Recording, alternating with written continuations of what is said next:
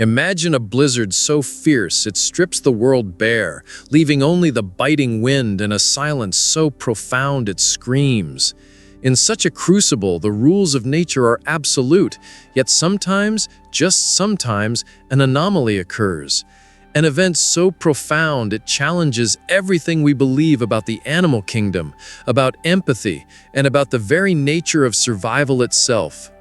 This is a story of such an anomaly. A moment when the frozen heart of the wilderness presented a man with an impossible dilemma, one that would redefine his understanding of compassion and courage.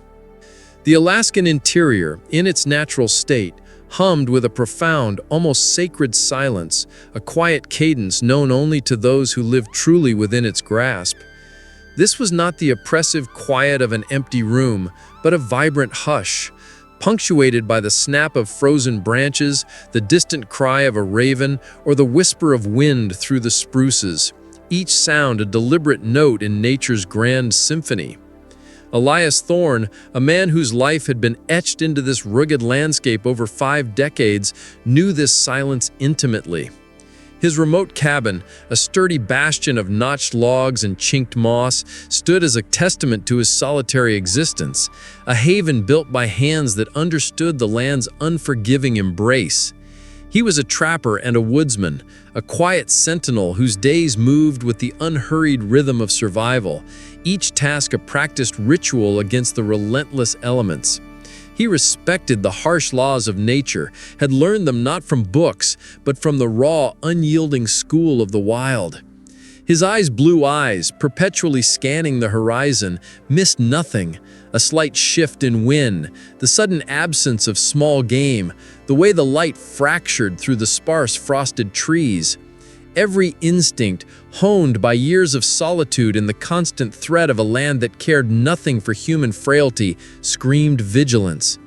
His father, a man of similar silent fortitude, had taught him these lessons, etched them into his very being long before Elias was a grown man, and those teachings, like the cabin itself, had withstood every test the wilderness had thrown at them. The weather forecast, relayed by a crackling, intermittent radio signal from Fairbanks a week prior, had spoken of a significant system moving in from the north.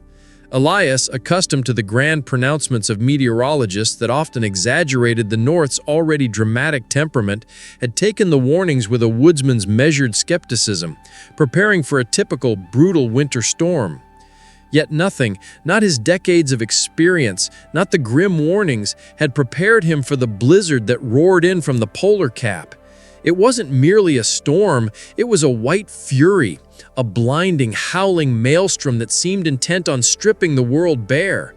Within hours, his cabin, a structure he had always considered immutable, was buried under mountainous drifts, its windows obscured by thick, swirling snow, cutting off all visibility.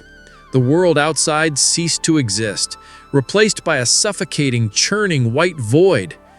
For days, Elias was confined. The wind, a constant mournful wail, shrieked against his sturdy log walls, rattling the very timbers, finding every minuscule crack and crevice to insinuate its icy breath into the cabin's warmth.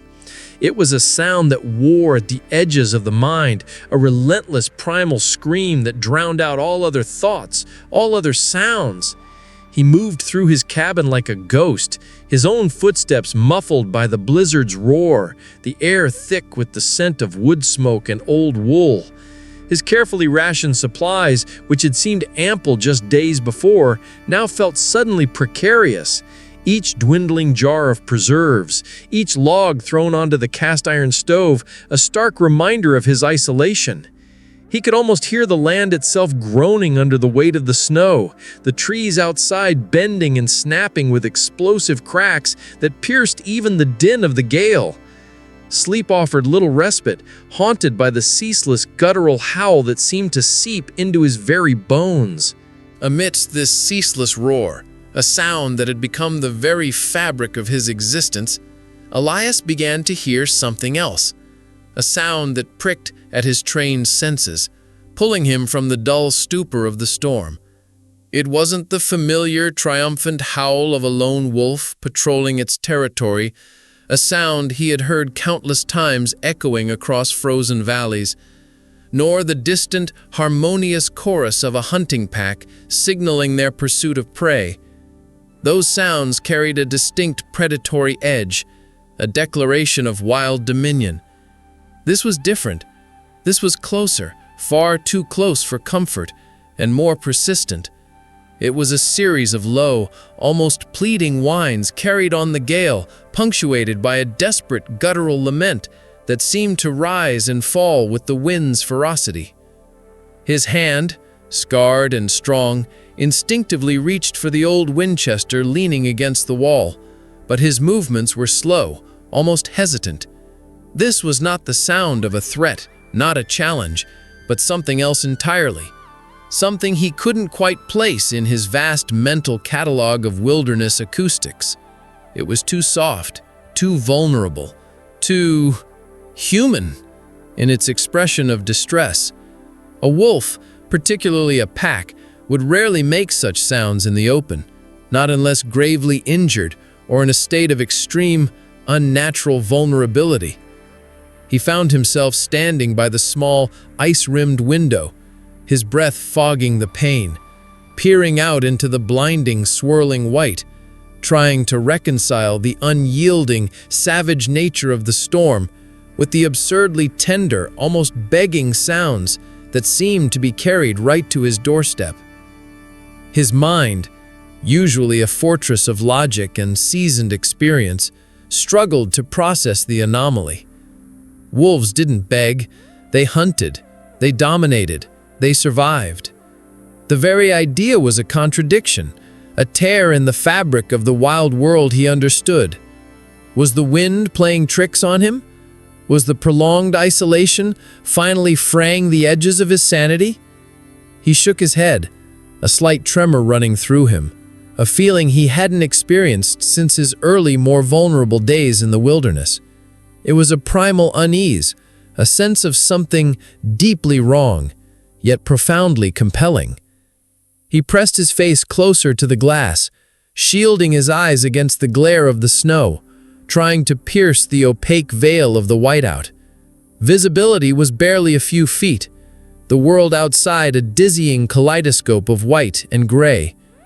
Snowflakes, large as moths, swirled past the pane, each a tiny fleeting ghost. The wind shrieked, then momentarily lulled, as if drawing a breath, and in that brief, terrifying window, he saw them. Not a trick of the light, not an illusion born of solitude, but real, undeniable forms. A small group of wolves, 4 in total, huddled together at the very edge of his clearing, where the cabin's light, even dimmed by the storm, cast a faint, almost imperceptible glow on the swirling snow. They were not moving with predatory intent. No low crouch, no silent stalk, no glint of hungry eyes. Instead, they seemed to be staring directly at his cabin, their forms almost spectral against the white backdrop, their outlines blurred by the ceaseless, driving snow. Their fur, thick and matted, was rimed with ice, transforming them into frosted statues, their very presence a testament to the storm's brutal power. They looked like creatures from a dream, or perhaps a nightmare, their usual fearsome majesty stripped away by the sheer, overwhelming force of the elements. One larger than the rest, a powerful alpha male with dark, grizzled fur, stood slightly forward, his head low, not in submission, but in a posture Elias had never witnessed from a wolf, one of profound, almost desperate contemplation. Beside him, a smaller, sleeker alpha female. Her coat, a lighter silver gray, shivered visibly, her gaze fixed intently on the cabin. 2 younger wolves, still growing into their full size, huddled closer to the female, their movements sluggish, their heads buried against her flank, seeking what little warmth she could offer. The whines, now that he saw them, seemed to emanate directly from this huddled group, a collective lament carried on the savage breath of the blizzard. A cold dread, deeper than the Alaskan winter, settled in Elias's gut, This was unprecedented. Wolves, even in the most severe conditions, maintained their distance from human habitation, a primal fear ingrained over millennia. To approach so closely, to remain in the open, exposed and vulnerable, defied every natural law he knew. His hand, still on the rifle, tightened, his knuckles white. His mind raced, cycling through every possible scenario. A trap? An ambush? But their posture, their obvious suffering, the utter lack of aggression in their stance, contradicted every predatory instinct he possessed. They were not hunters, they were survivors, pushed to the absolute brink. As if drawn by an invisible thread, by a silent, agonizing consensus forged in the crucible of the storm, the wolves began to advance. Their movement was slow, deliberate, each step a struggle through the deepening drifts. They didn't rush, didn't lunge, didn't even lift their heads in challenge. Their heads remained low, their powerful bodies hunched against the wind, their tails tucked, not in submission to him, but in an unnerving display of utter, bone-deep desperation. It was a procession of profound vulnerability, an appeal so stark it bypassed Elias's rational mind and struck him somewhere deeper, in the primal core of his own humanity. They stopped just feet from his cabin door, a mere pane of thick, ice-coated glass separating the warmth of his hearth from the raw, life-sapping cold that encased them. Their breath misted in the frigid air, forming ephemeral clouds around their muzzles, each exhalation a visible testament to their struggle. Through the thick pane, Elias met their gaze. The alpha male, Lupus, his amber eyes usually burning with the fierce intelligence of the wild, now held a haunted, almost pleading quality. The alpha female, Lyra, her silver fur rimed with white, stared with an intensity that seemed to bore into his very soul, her eyes wide, not with hunger or aggression, but with a profound, almost human plea for help. It was a look that transcended species, a desperate, wordless communication that spoke of extreme suffering and an urgent, vital need. The younger wolves, Kale and Phelan, too weak to hold such a direct gaze, merely huddled closer, their small, shivering forms a poignant counterpoint to the alpha's silent entreaty. The soft whines, now almost directly outside his door, were no longer carried by the wind, but seemed to vibrate through the very timbers of his cabin, a direct, undeniable call. Elias's mind reeled, a maelstrom of conflicting thoughts and instincts. Every fiber of his being, every lesson learned in the wild, screamed danger. Wolves were predators, wild and untamed, symbols of the very wilderness he battled daily for survival. To open his door to them was an act of madness, a violation of every survival rule etched into his consciousness since childhood. His father's stern warnings about the dangers of the forest, the cunning of its creatures, echoed in his ears. He remembered tales of trappers ambushed, of livestock lost, of the raw, untamed power these animals wielded. His hand still gripped the rifle, a familiar, comforting weight, but it felt useless, absurd, against this silent, desperate appeal. Yet the sight of them, shivering violently, their magnificent fur coats utterly useless against this kind of cold, rimed with ice that clung to their whiskers and matted their flanks, their eyes fixed on him with such raw vulnerability, stirred something deep within him. It was a feeling he rarely acknowledged, a profound empathy that usually lay dormant beneath layers of stoicism and self-preservation.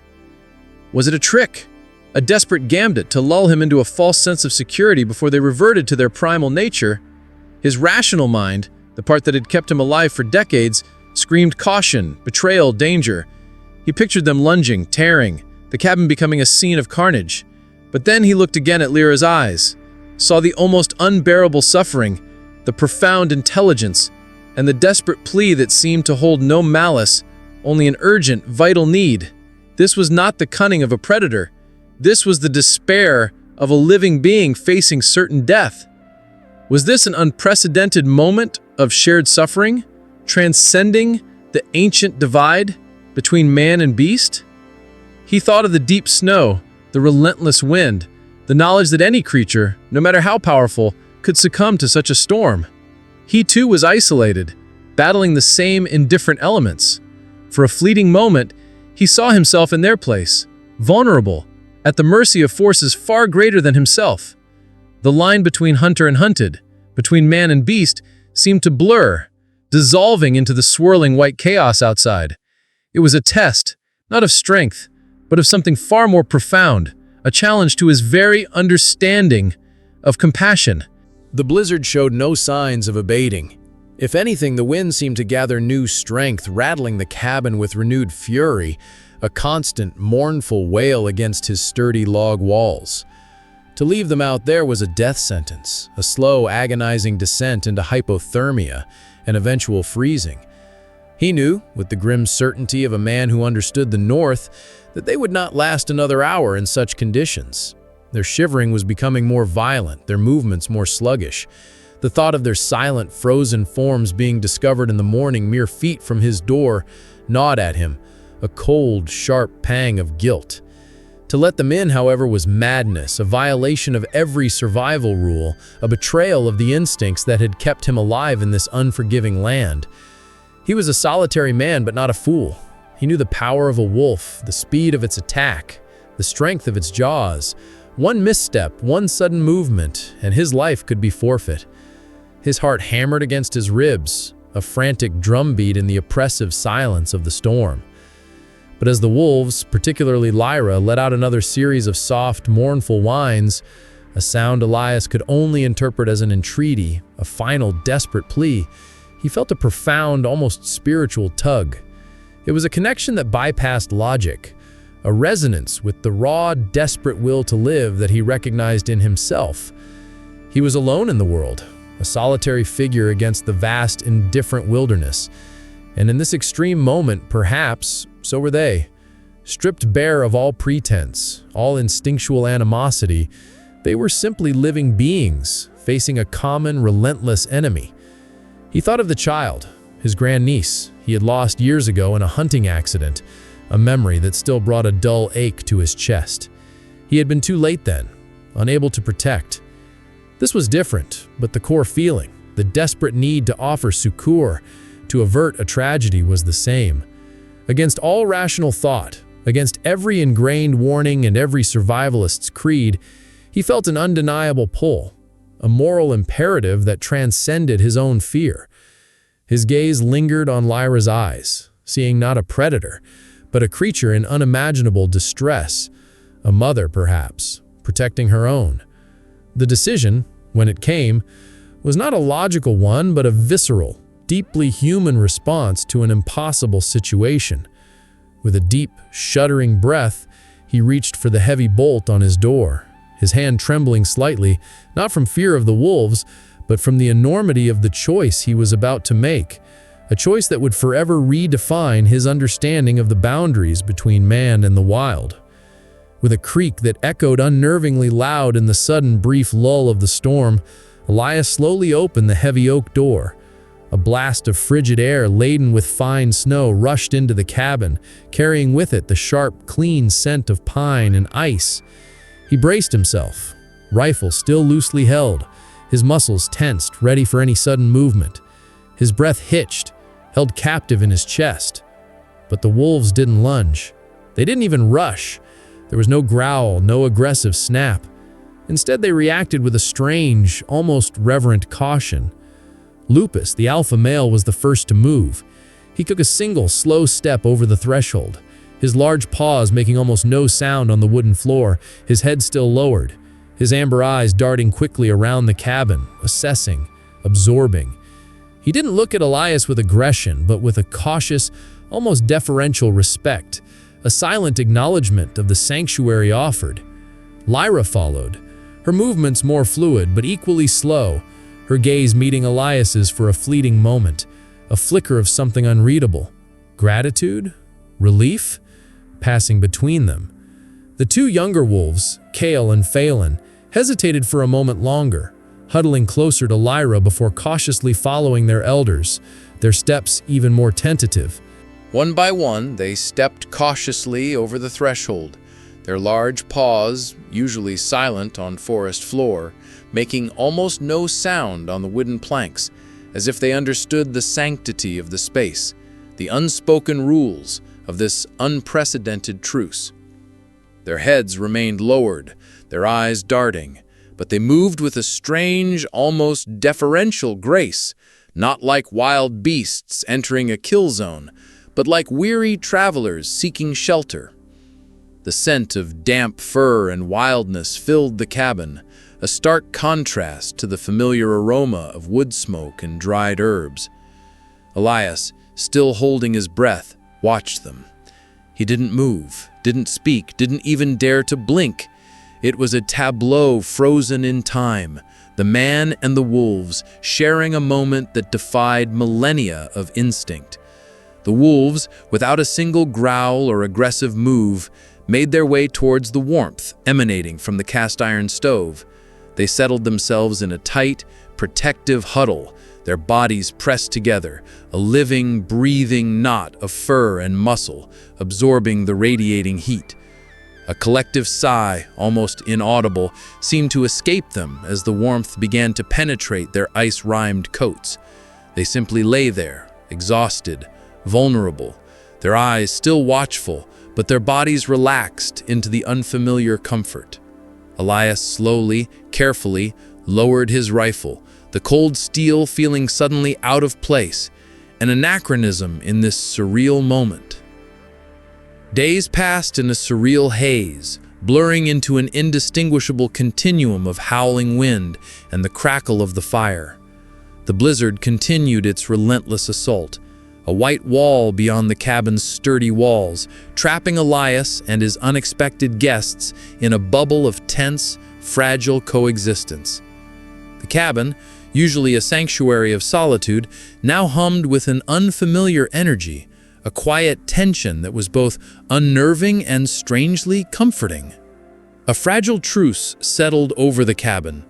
Elias, ever watchful, never letting his guard down completely, moved with a deliberate slowness, his movements measured, his gaze constantly sweeping over the huddled forms by the stove. He observed them, a silent anthropologist studying a new species. He noticed their subtle communications, a twitch of an ear, a glance exchanged between Lupus and Lyra, a low, almost imperceptible rumble in the alpha male's chest that seemed to convey a silent command or reassurance. Their intelligence was undeniable, their eyes following his every move with a keen, assessing gaze that spoke of an ancient wisdom. He provided them with scraps of dried meat, venison and moose jerky, provisions he had hunted and cured himself, and a bowl of fresh melted snow for water. He placed the offerings carefully, slowly, pushing them toward the edge of their huddled circle with a long stick, always maintaining a respectful distance. They accepted it with quiet dignity, no snatching, no aggressive jostling. Lupus would approach first, take a piece, and then retreat, allowing Lyra and the younger ones to eat. There was a clear hierarchy, but also a profound, almost ritualistic sharing. They ate sparingly, almost cautiously, as if acutely aware of the preciousness of the gift and the unspoken terms of their presence. Elias spent hours watching them, captivated. He noted the deep bond among themselves, a fierce protective loyalty that radiated from the core of their pack. Lyra, the alpha female, exhibited a particular, almost maternal protectiveness, especially towards the two younger wolves. She would nudge them closer to the stove, groom their matted fur with gentle licks, and position herself as a living shield against any perceived threat, even from Elias. One of the younger wolves, Kale, seemed particularly lethargic, often remaining hidden beneath Lyra's belly or nestled deep within the pack's warmth, his breathing shallow, his movements minimal. Elias initially attributed this to the extreme cold and exhaustion, a young animal struggling to recover. But a nagging unease began to prick at his mind. There was something more, a subtle difference in Lyra's attentiveness to this specific young wolf that transcended typical pack care. It was a constant, almost desperate vigilance, a shadow of worry in her intelligent eyes that Elias, a man attuned to the nuances of the wild, couldn't ignore. The scent of damp fur and wildness filled the cabin, a stark contrast to the familiar aroma of wood smoke and dried herbs. The cabin, once a symbol of his solitary mastery over the wilderness, had become a shared space, a crucible where the ancient boundaries between man and beast were not merely blurred, but seemingly dissolved. As the storm finally began to lose its ferocity, its mournful wail softening into a distant sigh, Elias noticed that the intense, almost maternal protectiveness from Lyra towards Cale had intensified. The younger wolf was still unusually lethargic, barely stirring even when the other wolves shifted.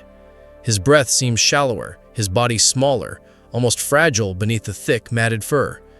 The alpha female would constantly nuzzle him, lick his face, and position her body to completely envelop him, even when the cabin's warmth was well established. It was a level of solicitous care that struck Elias as profoundly unusual, even for a wolf mother with a struggling pup. A growing sense of unease, a cold knot in his stomach began to replace his initial awe and curiosity. Driven by this unsettling feeling and a deep-seated intuition he had learned to trust implicitly, Elias decided he had to investigate. The risk was immense. Disturbing a protective alpha female, especially one so vigilant, could provoke a violent reaction. He moved with agonizing slowness, his every muscle tensed, his gaze fixed on Lyra. He spoke in a low, soothing murmur, the words meaningless, but the tone intended to convey no threat.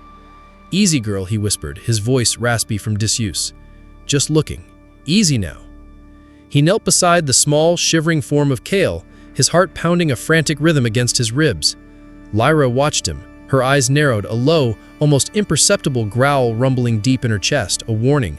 Lupus, too, shifted, his gaze fixed on Elias, a silent, powerful presence. Elias offered an open, empty hand, a gesture of peace, before slowly, carefully reaching out. His fingers, calloused and rough, gently parted the matted ice-rimed fur around Cale's small body. The fur was thick, layered, and beneath it, something felt different. Softer, more fragile. His breath hitched, the air caught in his throat, a gasp that was swallowed by the cabin's tense silence. It wasn't a wolf pup at all. Nestled deep within the warmth of the pack, carefully shielded by Lyra's body and Cale's own protective bulk, barely visible beneath a layer of tattered, blood-stained furs and what looked like remnants of a small, worn blanket, was a human child. Pale and frail, their small chest rising and falling with shallow, labored breaths, but unmistakably alive. A small, delicate hand, blue-tinged and tiny, was clutched in Cale's fur. The musky, sweet odor he had noticed earlier now made agonizing sense. It was the scent of a human child, mingled with the wildness of the wolves, a scent of desperation and incredible, impossible protection. Shock gave way to urgent, primal action. The rifle, a symbol of his solitary defense, clattered to the floor, forgotten. Elias, his hands trembling, not from cold, but from the sheer staggering impossibility of what he saw, gently, ever so gently, began to separate the layers of matted fur and the tattered blanket. He worked with a surgeon's precision, his decades of field dressing game oddly preparing him for this delicate task. Lyra, the alpha female, let out a low, guttural growl, a sound of warning and fierce protection, but she did not move to bite. Her amber eyes, wide and fixed on his, seemed to convey a silent command, "Be careful." Lupus, too, remained still, a powerful, watchful presence, his body language communicating a clear boundary, a fragile trust. Elias carefully extricated the child from the protective huddle, his movements slow and deliberate, speaking in a low, continuous murmur that was more a prayer than a conversation. The child felt impossibly light, a bundle of fragile bones and chilled skin. He peeled away the damp, heavy furs, a mix of wolf and perhaps some smaller game, incredibly, meticulously arranged to create a cocoon of warmth, and carried the child, not to his bed, but directly to the cast-iron stove. He laid her gently on a clean, thick wool blanket he'd quickly snatched from his bunk, positioning her so the radiating heat could slowly, safely begin its work. Her small face was smudged with dirt and streaked with dried tears, her lips a faint blue, but the shallow breaths, though still labored, were steady. He worked quickly, his movements efficient. He stripped away the sodden, torn clothes, revealing skin covered with goosebumps, mottled with purple from the cold. There were no obvious wounds, no blood beyond a few faint old scratches, thankfully. He wrapped her in dry, pre-warmed flannel, then another blanket, creating a new, human-made cocoon. Next, he prepared a weak, warm broth from dried venison, adding a pinch of salt to aid in rehydration. He held a spoon to her lips, a tiny amount, again and again, patiently, until a faint swallow stirred her throat.